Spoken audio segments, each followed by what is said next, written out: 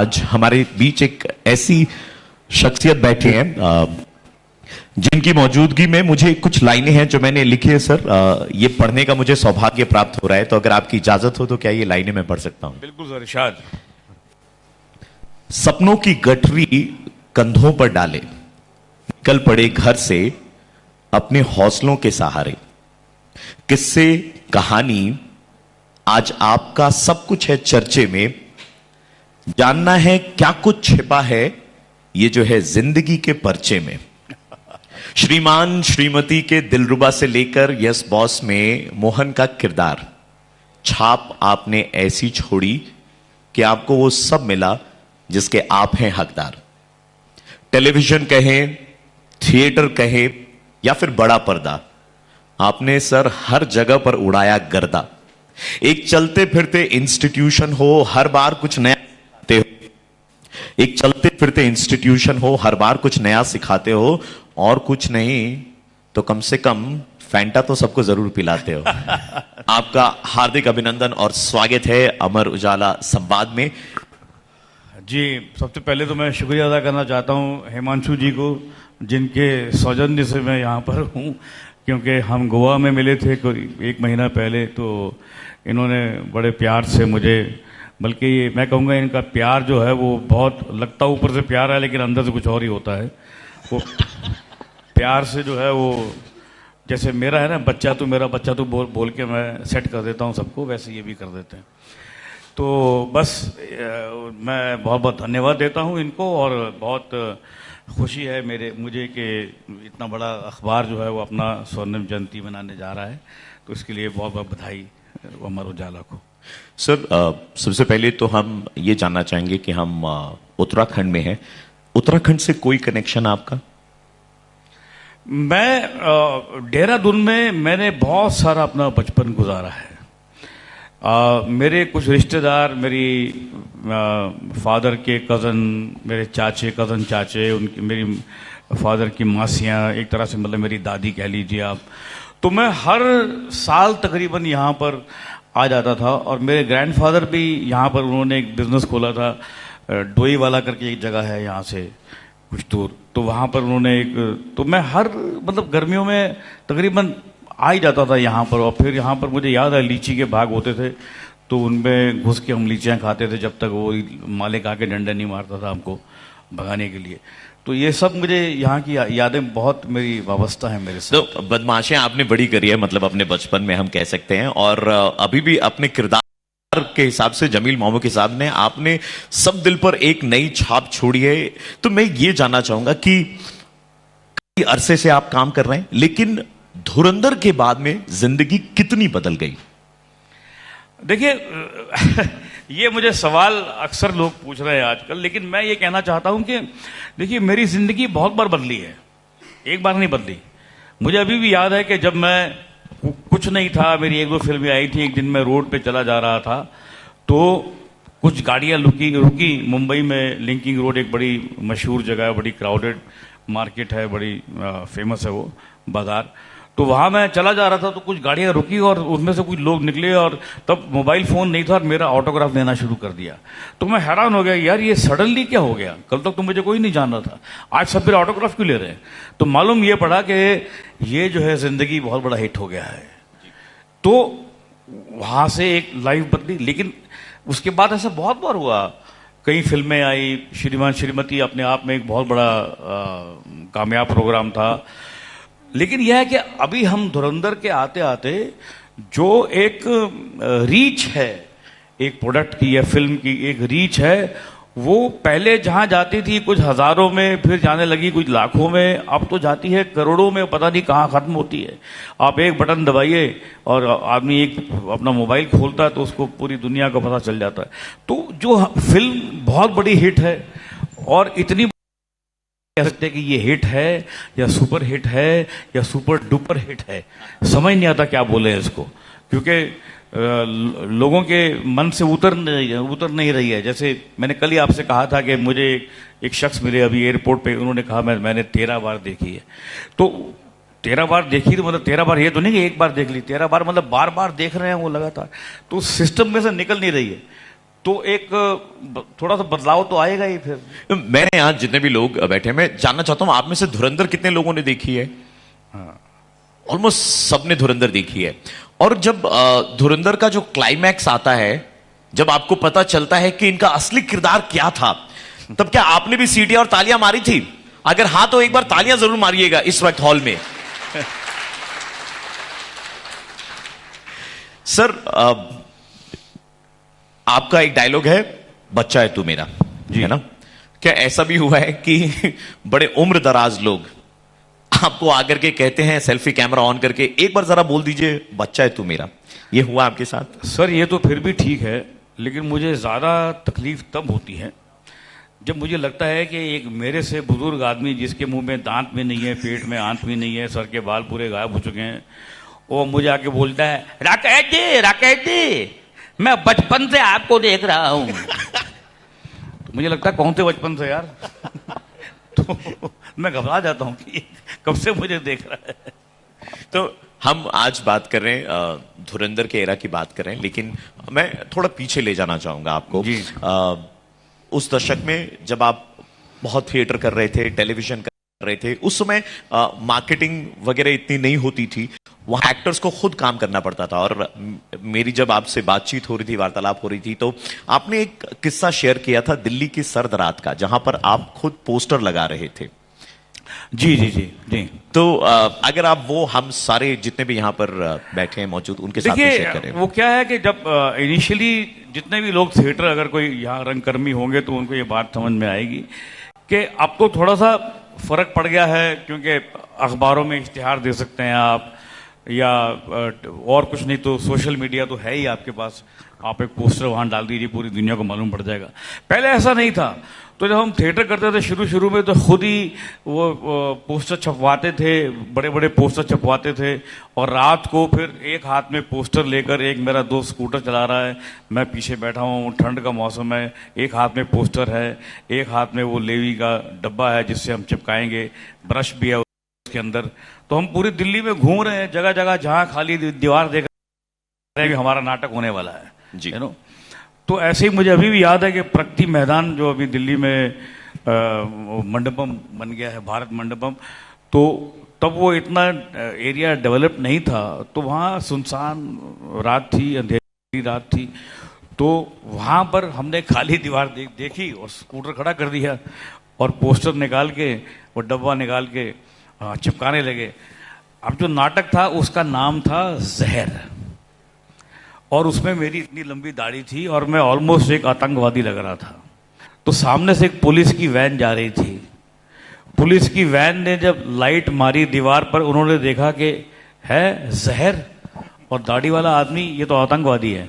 तो लगता है कोई ये लोग कोई बाहर से आए, एक प्रोपेगेंडा इनका है कुछ, उसको ये पोस्टर लगा रहे हैं। तो उन्होंने आके हमको एक तरफ से एक रिवॉल्वर जैसे निकाल के बोला, हैंड्स अप, कौन है आप लोग? तो हमने कहा साहब, तो हम डर गए, हमने कहा हम तो सर कलाकार है। बोला कलाकार है, ये क्या दीवार पे लगा रहे हैं आप जहर? आप जहर घोल रहे हैं समाज में? हमने कहा नहीं सर, हम जहर नहीं घोल रहे हैं, हमारा नाटक है जहर नाम का।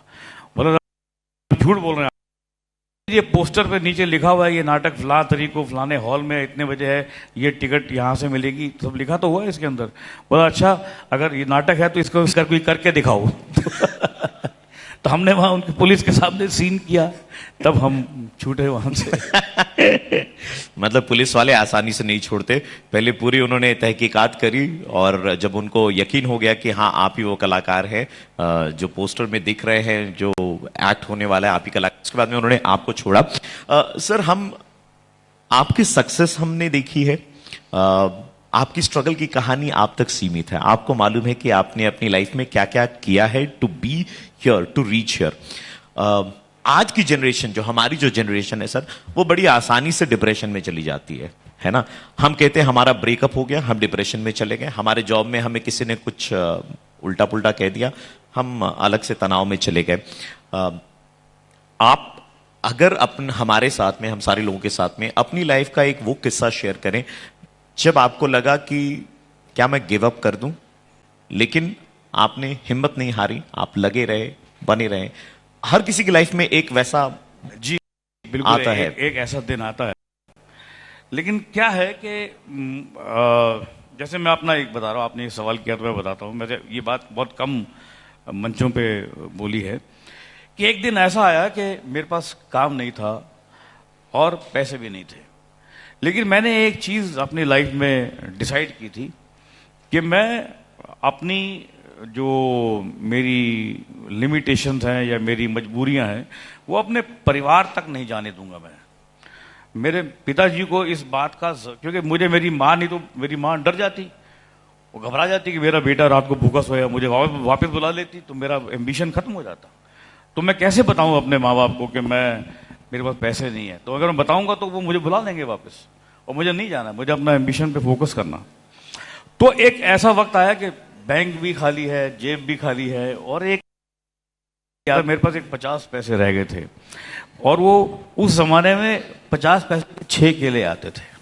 50 पैसे की 6 केले आते थे, 6 केले, 1 रुपये डजन केले थे। ऐसा वक्त था, आप लोग बिलीव करें या ना करें, ऐसा वक्त था। तो मैंने कहा यार ये सबसे पहले तो मैं ये डिसाइड करूं कि मेरे लिए इंपॉर्टेंट क्या है, ये आज की भूख इंपॉर्टेंट है या मेरा करियर इंपॉर्टेंट है।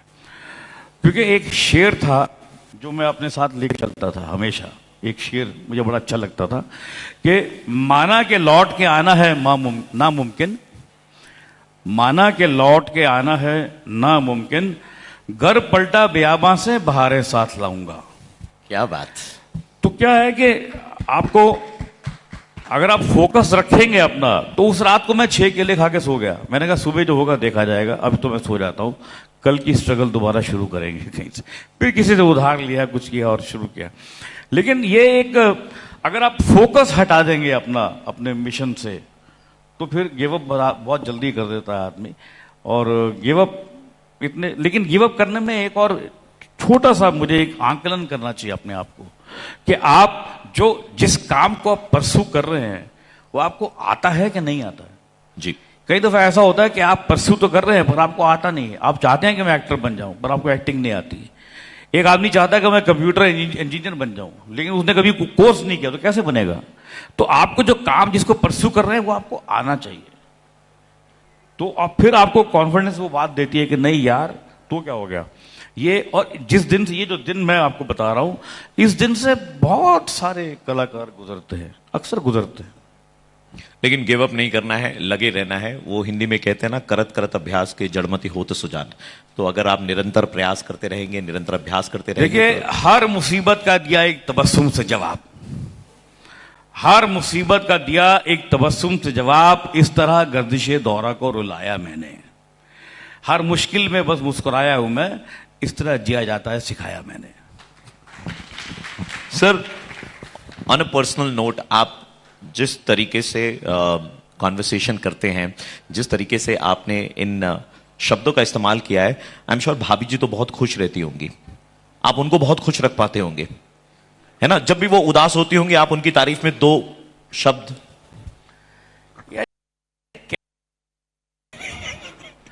कौन से पति के लिए आसान काम है बीवी को खुश करना यार।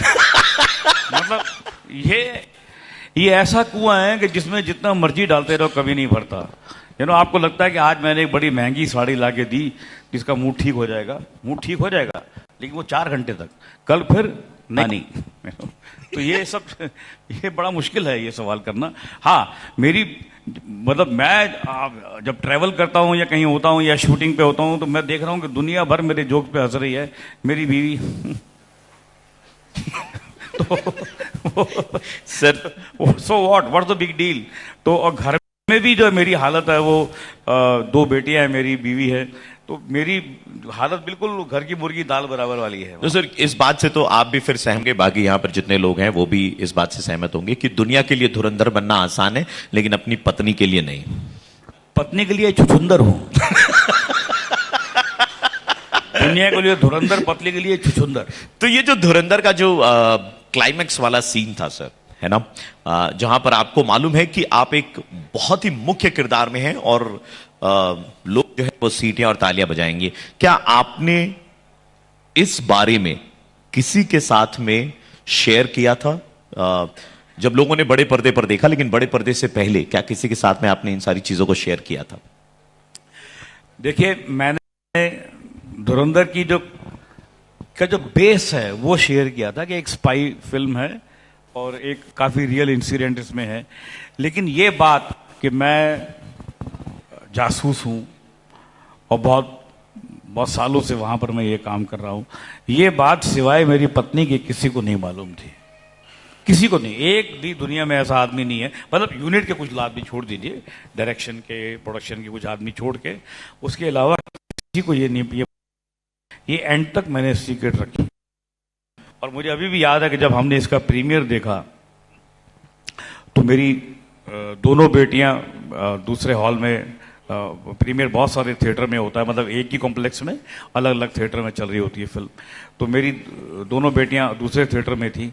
तो जब ये वाला सीन आया एंड का, तो वो रो पड़ी जोर से, और नॉर्मल नहीं रो रही थी, दे वर हाउलिंग, क्योंकि उनको गुस्सा आ रहा था कि हमारा बाप एक तो जासूस निकला, ऊपर से हम इसी एक ही घर में रहते, हमको पता ही नहीं है। हमारे बाप ने हमको बताया ही नहीं कि ये इतना बड़ा ये क्लाइमेक्स ये हमारे इसके कैरेक्टर के हाथ में है, हमारे फादर के, पता ही नहीं। तो उनको गुस्सा था, उनको प्यार था, उनको एक एंगर था, एडमिरेशन थी, एक मिला जुला एक रिएक्शन था उनका कि, और गुस्सा इस बात पे था कि क्यों नहीं बताया हमको, क्यों नहीं पता ये बात। फिर मम्मी को पूछा, आपको पता था? बोला हाँ मुझे तो पता था। सर कितना मुश्किल होता है एक इन सारी चीजों को छिपा करके रखना, लोगों को नहीं बताना, कितना मुश्किल होता है। ऐसे कभी और लगता है ना कि अरे शेयर कर दूं, मैं थोड़ा सा फ्लॉन्ट कर दूं कि तुमको मालूम है कि इसमें ऐसा होने वाला है। नहीं, देखिए, शुरू में बहुत तकलीफ हुई। मुझे आदित्य धर ने कहा था कि राकेश जी प्लीज मैं रिक्वेस्ट करता हूं ये बात, क्योंकि ये क्या है कि बात फिर निकलती है तो फिर एक से निकलती है, फिर दूसरी, फिर तीसरी, फिर रोकना मुश्किल हो जाता है। वो बात निकलेगी तो बहुत दूर तक जाएगी वाली कहानी है। लेकिन मैंने बिल्कुल इसको रोक के रखा है, सिवाय मेरी पत्नी के किसी को नहीं बताया। सही बात है। सर वो प्रीमियर की जब आप बात कर रहे थे, तो प्रीमियर जब खत्म होता है तब आप कहते हैं अरे कुछ खाने को लाओ यार, अगर आपको याद हो तो अर्जुन रामपाल या कोई थे जो कहते हैं कि सर आप तो सबको खा गए, अपनी एक्टिंग से आप सबको खा गए। इस तरीके के कॉम्प्लीमेंट जब आपको सुनने को मिलते हैं, क्या आप थोड़ा सा ऐसा लगता है कि हाँ यार मैंने तो नहीं, भी ऐसा आया फील? नहीं, बिल्कुल नहीं, बिल्कुल नहीं। मुझे लगता है कि अगर ऐसा कॉम्प्लीमेंट में ऐसा की फीलिंग आ जाएगी तो वो एक शेर है कि शोर नदी का नहीं आबशार का है, कि पानी जब गिरता है तो शोर वहां से करता है, जब आप गिरना शुरू करते हैं तो शोर करता है। शोर नदी का नहीं आबशार का है, यहां से जो भी सफर है उतार का है। और अगर कोई तुमसे ये कहे कि बच्चा है तू मेरा, अगर तुमसे ये कहे कि बच्चा है तू मेरा, उससे बच के रहो, वो आदमी बेकार का है। क्या बात।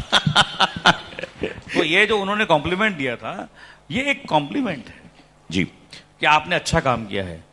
ये कि आप सबको खा गए तो मैं उस पर मतलब पागल हो जाऊं, मेरा दिमाग खराब हो जाए कि हाँ मैं खा गया जी, मेरी फिल्म है जी। तो ये तो ऐसा ही है कि अगर हाथी चल रहा है तो उसके नीचे अगर कोई दूसरा जानवर चलता है तो उसको सडनली लगना शुरू होता है हाथी का भार मेरे ऊपर है, हाथी को मैं ही चला रहा हूं। आपने जो बात कही ना सर, मुझे एक शेर याद आता है जो कहता है कि परिंदों को मंजिल मिलेगी यकीनन उनके फैले हुए पर बोलते हैं। परिंदों को मंजिल मिलेगी ये यकीनन उनके फैले हुए पर बोलते हैं। वो बड़े खामोश रहते हैं जिनके जमाने में हुनर बोलते हैं, जिनके जमाने में हुनर बोलते हैं। And that is what you have truly believed इन।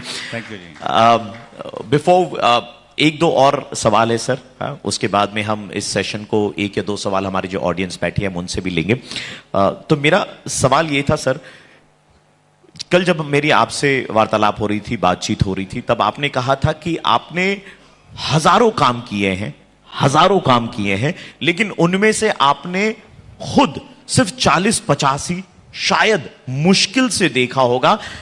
यहां पर कितने लोग हैं जिन्होंने धुरंधर 2 बार देखी है? एक बार हाथ ले कीजिएगा जिन्होंने धुरंधर 2 बार देखी है। आपको यकीन नहीं होगा, जिस इंसान ने इस फिल्म में एक मुख्य भूमिका निभाई, उन्होंने इस फिल्म को सिर्फ 1 बार ही देखा है। सर जो जवाब आपने मुझे बताया था, मैं चाहूंगा कि आप यहां बैठे हमारी ऑडियंस को बताएं कि क्यों आप अपने काम को देखने की इच्छा नहीं रखते हैं कि चलो ठीक है, कर लिया, हो गया। वो क्या होता है कि जब आदमी अपना काम बार बार देखता है ना, तो उसको दूसरे लोगों के काम नजर आने बंद हो जाते हैं, उसको अपना ही काम नजर आता है फिर, और ये फिर वो अपने आप से इंप्रेस होना शुरू हो जाता है। तो मुझे अपने आप से इंप्रेस होने की कोई जरूरत नहीं है। और मतलब अगर मैं धुरंधर देखूंगा भी, दोबारा देखूंगा, तो इसलिए नहीं देखूंगा कि मैं उसमें हूं, मैं एज अ फिल्म देखूंगा उसको कि नहीं यार चलो बहुत दिन हो गए, मुझे धुरंधर एक बार फिर से देखी जाए।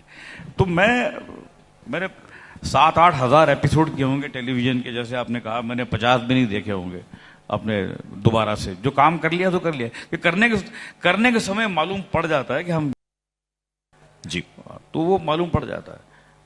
तो एक सवाल ये है सर, आपका एक थिएटर शो है जो मेरे ख्याल से शायद 2 दशक से ज्यादा का वक्त हो गया वो चले आ रहा है, मसाज है ना। क्या बात है इस प्ले में कि ये 2 साल से ज्यादा का वक्त हो गया, इट्स स्टिल रिलेटेबल। अभी भी आप शोज करते हैं, इसके हॉल भर जाते हैं, हजारों की संख्या में लोग आते हैं। क्या है इस शो में जिसमें आप खुद 23 से 24 किरदार प्ले करते हैं 2 घंटे के? सिर्फ आप सोच के देखिए, एक किरदार जो मंच पर आता है वो अगले 120 मिनट के अंदर में 24 नए किरदार अपने साथ लेकर के आता है। ये बड़ी काबिल तारीफ बात है। मैं चाहूंगा कि इसके लिए एक बार जरा जोरदार तालियां हम सबकी तरफ से बनती है सर। देखिए वो नाटक जो है, सबसे पहले तो मैं कहना चाहूंगा कि हिंदुस्तान के महानतम नाटककार, बल्कि दुनिया के महानतम नाटककार श्री विजय तेंदुलकर साहब का लिखा हुआ है, और वो एक सोलो मतलब वन एक्टर प्ले है, मोनोलॉग जिसको बोलते हैं ना हम लोग, वो है। तो उसमें 24 तो एक मैं अभी वो कैसे उसका असर होता है कैसा नहीं होता ये तो आपको देख के ही मालूम पड़ेगा, लेकिन इतना जरूर होता है कि मैंने अभी बहुत सालों से कर रहा हूँ। देहरादून में भी मैं कर चुका हूँ, अभी हाल में मैंने किया था 2-3 महीने पहले। तो हमेशा ही एक मंत्रमुग्ध जैसा होता है, उसमें ऑडियंस हो जाती है। और क्योंकि जब शुरू होता है तो सब हैरान होते हैं कि यार एक आदमी ऐसे कैसे हमको बांध के रखेगा, लेकिन जब समय खत्म होता है लोग अरे बाप रे 2 घंटे निकल गए पता भी नहीं चलता है। और मैं एक्नॉलेज करना चाहता हूँ, मेरी कुलीग, हमारे इप्टा में कुलीग है मेरी निवेदिता मोहंत्याल, हम लोग यहाँ पर हैं। निवेदिता जी यहाँ की, आपकी उत्तराखंड की हैं और बहुत अच्छी कलाकार हैं, और यहाँ से इन्होंने कई फिल्में भी की हैं। तो मैं भी पूछूंगा यहाँ पर क्या कर रही हैं, she is surprise to me that she is here. और हम साथ में इप्टा में हमारा एक थिएटर ग्रुप है, बहुत साल से हमने नाटक कर रहे हैं, कई नाटक मेरे लिखे हुए 1-2 नाटक भी किए हैं इन्होंने। तो थिएटर एक अजीब सा एक जोन है, एक मंच है जो मैंने कभी छोड़ा नहीं, क्योंकि हमेशा एक्टर जो है अलाइव रहता है और उसको बहुत जिंदगी के तजुर्बे मिलते हैं, बहुत, जो उसको शायद अगर फिल्म करेगा तो इतना नहीं मिलता है। लेकिन अगर आप थिएटर करते रहते हैं तो आपको रोज एक नई समस्या सामने आती है, रोज उसको सोल्यूशन आपको करना पड़ता है। सर इसी शो को लेकर के मेरा आखिरी सवाल है इस मंच से। मसाज का एक शो था जो आप किसी एक निजी बैंक के लिए, प्राइवेट बैंक के लिए कर रहे थे दोहा में। हाँ जी, हाँ जी, हाँ जी। और वहां पर स्टैंडिंग ओवेशन, इस शो को और भी कई जगह पर स्टैंडिंग ओवेशन मिले, लेकिन वो जो स्टैंडिंग ओवेशन था वो अलग था, वो राकेश बेदी जी के साथ में हमेशा हमेशा के लिए रह गया। क्या है वो किस्सा, अगर आप हम सबके साथ शेयर करें। वो एक बड़ा इमोशनल सा एक मोमेंट है। ऐसे मोमेंट एक्टर की लाइफ में आते हैं तो फिर वो भूलता नहीं है। तो एक 5 स्टार का जैसे बैंक्वेट हॉल होता है, तो राउंड टेबल लगे होते हैं, उसके ऊपर 10 कुर्सियां लगी होती हैं, लोग देख रहे होते हैं नाटक। तो दोहा में था, तो जब मैं शो कर रहा था तो नाटक खत्म हुआ, लोग खड़े हुए, लोगों ने तालियां बजानी शुरू कर दी, और सडनली मैंने देखा कि एक कोने में एक बुजुर्ग आदमी, जिसकी उम्र उस समय तकरीबन 75-80 साल की होगी, वो बड़ी मुश्किल से चेयर पे चढ़े खुद, टेबल पे हाथ रख के, और फिर चेयर्स पे चढ़ के खड़े होकर टेबल पे चढ़े और ताली मारने लगे। तो जो लोग मुझे देखकर ताली मार रहे थे वो मुझे भूल गए, उनको देखने लगे। तो मुझे बड़ा गुस्सा आया कि ये बड़ो मेरी तारीफ खा गया यार। लेकिन मेरे मन में ये भी था कि यार ये तो कॉम्प्लीमेंट दे रहे हैं मुझे, अंकल ये कॉम्प्लीमेंट दे रहे हैं, एक अलग तरीके का कॉम्प्लीमेंट है, जो उनकी बॉडी में कुछ केमिकल लोचा हुआ है, जो ये कॉम्प्लीमेंट मुझे दे रहे हैं। तो फिर जब मुझे लोग भूल गए, उनकी तरफ भागे, क्योंकि अब उनको उतरना भी था, तो चढ़ तो गए, उतरने की काबिलियत नहीं थी उनके अंदर। उतरना चाह रहे थे, लेकिन अगर वो खुद उतरते तो गिर जाते। तो लोगों ने, सबने मिलकर उनको हाथ दिया, उनको उतारा नीचे, उनको बिठाया, पानी वानी पिलाया। लेकिन मैं एज एन एक्टर, मैं मंच पे खड़ा हूं, सोचिए यहां पर मेरे सामने ये किस्सा हो तो मेरे मन में क्या बीतेगी। मेरे मन में एक तो ये था कि यार ये रिएक्शन क्यों दिया, इसके पीछे क्या है, ऐसा मैंने ऐसा क्या कर दिया भाई आज कि एक 80 साल का आदमी ने इतनी हिम्मत की। तो जब बाद में एक मुलाकात का समय होता है सबके साथ, मीट एंड ग्रीट टाइप्स, तो वहाँ वो अंकल थे। मैंने कहा सर आपने जो रिएक्शन दिया उसके लिए मैं आपको नमन करता हूँ, ऐसा रिएक्शन मुझे मेरे काम पे कभी नहीं मिला। लेकिन ये एक अजीब आपके अंदर क्या हुआ। तो मसाज जो कहानी है वो एक हैप्पी लूजर की कहानी है। एक आदमी अगर हारता भी है ना, तो कैसे जिंदगी को कैसे हारा जाए, कि ठीक है हार गया तो हार गया यार, ठीक है। तो कॉमेडी है, जैसे चार्ली चैपलिन भी एक हैप्पी लूजर है, तो ये भी एक हैप्पी लूजर की कहानी है।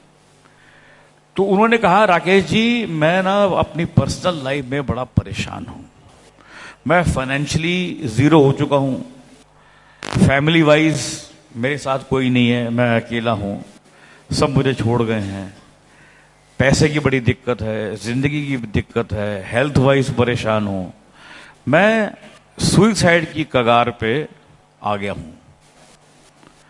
और आपका नाटक मैंने देखा और मैंने इरादा बदल लिया, अब मैं सुसाइड नहीं करूंगा। तो आप सोचिए कि अब ये अगर आप नाटक करेंगे तभी आपको ऐसे रिएक्शन मिलेंगे ना। एक कलाकार जो है वो अपनी कला से लोगों को इतना मोटिवेट एंड प्रोत्साहित करता है कि एक इंसान जो सुसाइड की कगार पे खड़ा था, उसने सोचा कि जिंदगी को जीना है तो अलग तरीके से जीना है। दोहा में एक स्टैंडिंग ओवेशन मिला था उनके इस शो को, और मैं चाहूंगा कि आज यहां पर अमर उजाला के संवाद में हम सारे मिलकर के इनकी कला के लिए, इनकी अदायगी के लिए एक स्टैंडिंग ओवेशन जरूर दे। Ladies and gentleman, can we all stand together and applause for the gentleman who is sitting here with us, जिन्होंने अरसों से हम सबको एंटरटेन किया है। आपका बहुत बहुत शुक्रिया कि आप अमर उजाला संवाद में आए और आपने हम सबके साथ में इतनी सारी कहानियां शेयर करी, उसके लिए बहुत बहुत शुक्रिया राकेश बेदी जी। अगर आप ये वीडियो YouTube पर देख रहे हैं तो हमारे चैनल को सब्सक्राइब कर बेल आइकन दबाएं, और Facebook पर देख रहे हैं तो हमारे पेज को लाइक करें।